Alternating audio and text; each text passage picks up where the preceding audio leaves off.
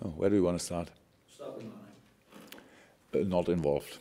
So, yeah, Sadio, now it's pretty sure will need a surgery. Not 100% sure when it will happen. But, yeah, then it's clear, season over. That's what I actually have expected when I saw the video after the game. Didn't look really well. I thought he was lucky in the situation that not more happened, but we are close to the end of the season, and that means then will be pretty much impossible that he will play again in this season. But we'll have then a longer break and be ready for the next season. So that's the only good news. Better, much better, but of course not. No option for the week. It's not in training, so feels good, on a good way. Problem with this is that the first few days in this kind of injury, it's a kind of a shooting muscle. If you want to, you use your mainly if you shoot. So he feels nothing in the moment, but we will need a few more days for sure until we can have him back on the pitch. So that's it. It's similar to Hendo. Hendo is also in a good way, but don't know exactly when he can be part of training again. Daniel is part of training. Yeah, that's now. It was only yesterday and today, and then we will see. But no major issues. Yeah, Phil is still ill. He was not at Melwood yesterday, will not be here today. I had a little conversation with the doc. He feels much better, but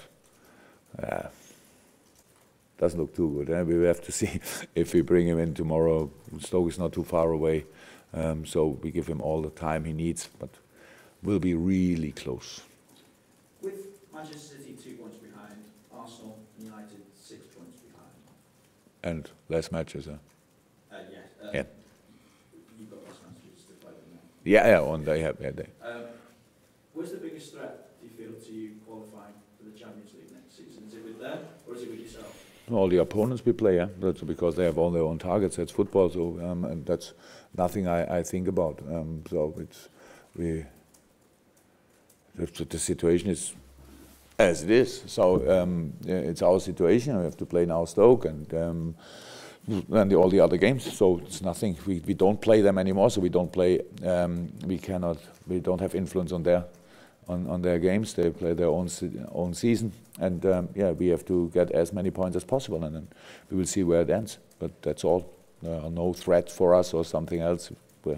I don't think that 60 points or 62 or 65 will be enough to go to Champions League. So we need to collect a few more points, and then, how I said, after Middlesbrough, probably we'll know exactly where it ends. You talked about seeing games out and improving your defensive mettle. How do you manage that? Do you coach that, or have they just got to gain that from experience? Look, when I spoke about this, it was experience. Can you train experience? I'm not sure.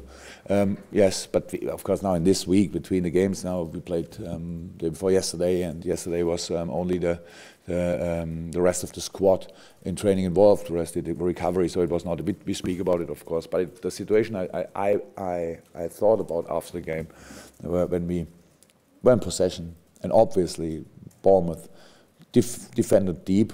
So, but that's not what we have to care about. So we could keep the ball, let them move around, whatever, let the ball do the work and all that stuff. And until if they want to get something in the game, they have to open the gate a little bit.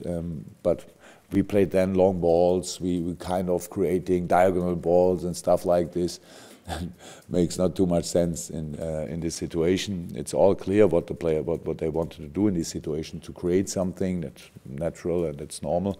I like this actually, but in this situation, 15 minutes with all the issues we had on the pitch, cramp here, cramp there. Roberto Firmino obviously kind of overplayed. Is this a word you use? a lot of games with the Brazilian team and all that stuff since he's back from injury. Man City, I think, was the first game, then going to Brazil. All that stuff. So, come on.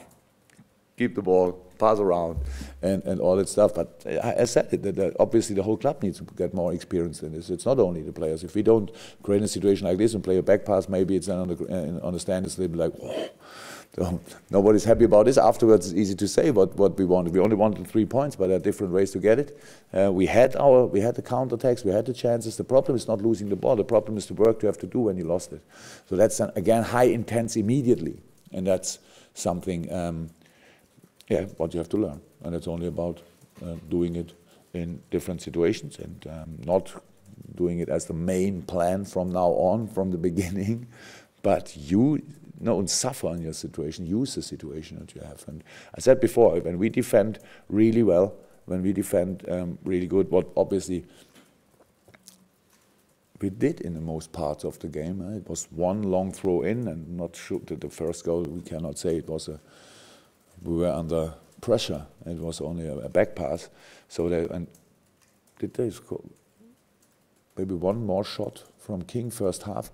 That's it. So that says something. That was okay. And we created our chances. We scored the goals, and that's how football can be. Then you need to be disciplined. That's the same thing what we have to do in Stoke.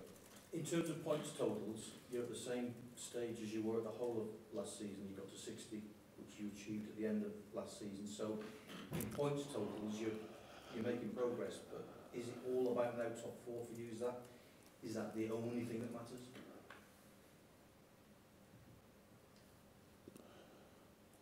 What else could we think about?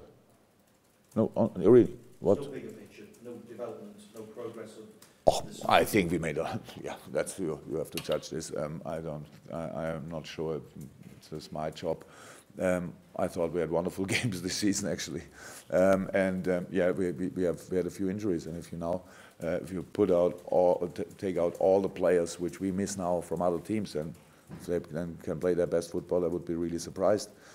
That's how it is, but it's our situation. We have to fight for it. It's not about the progress we can speak after the season, what we made. If you didn't see progress until now, then it's our fault, because it should be obvious. We should not discuss about things like this.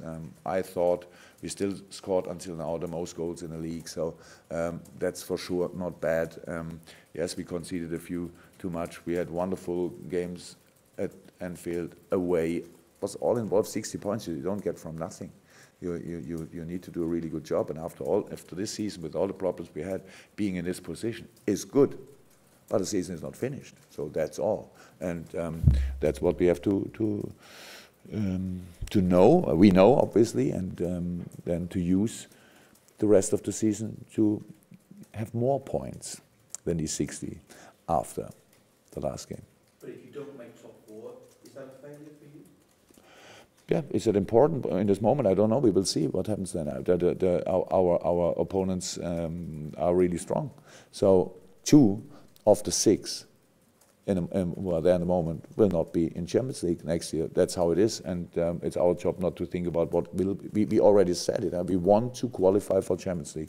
Yes, if you can't reach your target, then that means it didn't work out, and then we can think about the reasons for it. But in this moment, we don't have to think about the reasons. We have to, why we have only 60 points, or why we have already 60 points. It's only how we can build make a lineup for Stoke, and that's a real challenge today, actually. And and then to be as strong as possible there and win the game. For the rest of the season, and some prominent players also out as well. How much is that compromising the team that you would like Liverpool to be at the moment in terms of the players that are there? Very sorry, I didn't understand the question. So. The fact you've got Mane out, and Henderson and Lallana all out, how much is that? Coutinho. Coutinho, indeed. How much is that stopping you from being the team that you want to be? Is that compromising you at all? That's kind of a self-answering question, isn't it? Yes, I'm not 100% sure about compromising, but obviously, if I understood it right, then it compromises our situation a little bit. And it makes life not easier. That's how it is. It's the highest quality players, very important. But as long as we have 11, we have to. That's all manager would probably say the same. It's not about thinking about the players you can't involve. It's all about thinking about the players you can involve. That's all. And I can't really imagine or remember the last time when I had a situation when everybody was fit, at its best, highest level, and then you have to make really difficult decisions who you can play. I'm not sure when it was last time, so that's our life.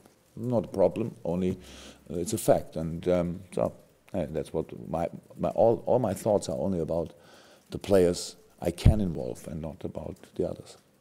And on Stoke City, how do you approach that game? Good team, different parts in the season, different performances, obviously, but still good. Had not the best results maybe in the last few games, but really good and always difficult to play. Stoke is not an easy place to be. Everybody knows about this, so yeah. We may analyze. We don't know, of course, not about the lineup of Stoke because they have different options, but style of play should be pretty clear, and it's a good football playing side, obviously, yeah. So most of the things are for us clear, and that's the only thing. It's not about. I don't think that Stoke thinks about being in a threat or whatever about the league. It's maybe one of these 2-3 teams in the league in the moment. They don't fight for the one thing or fight against the other thing. So that's a comfortable situation. I think they have kind of a natural confidence that how it looks. Very experienced manager, very good manager. So yeah, difficult place to go, but it's the only place where we want to be tomorrow. And so that's all. Camera, Carl.